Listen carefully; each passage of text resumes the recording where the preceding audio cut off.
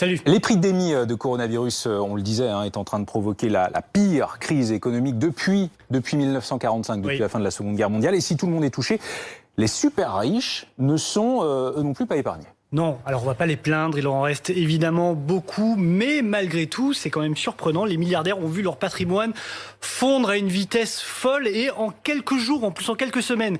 C'est le magazine Forbes qui publie chaque année son classement des plus grandes fortunes de la planète. Eh bien, il ressort qu'il y a 10% de milliardaires au moins. Alors c'est une courbe qui est toujours ascendante depuis que le classement existe quasiment. Eh ben là, ça a baissé. 226 personnes ont vu leur patrimoine passer sous le milliard de dollars, du jamais vu donc, de cette ampleur. Et le pire, c'est que, je vous le disais, ça s'est passé en 12 jours seulement.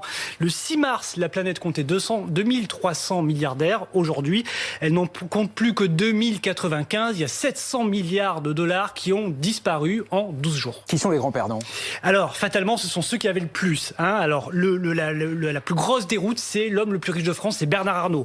Il a perdu 14 milliards de dollars en 12 jours. Et depuis le début de l'année, la chute est même de 32 milliards de dollars. Alors, pourquoi lui?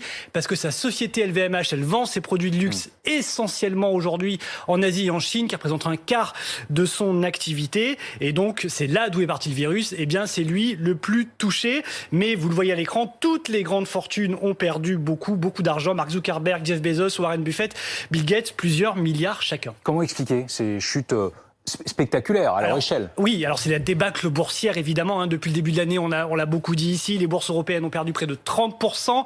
Wall Street à peu près dans les mêmes eaux, à peine moins. Et on le sait, ces fortunes sont constituées essentiellement d'actions des entreprises, de ces créateurs d'entreprises. Donc quand les cours de l'action ils baissent, eh bien leur fortune elle baisse dans les mêmes proportions.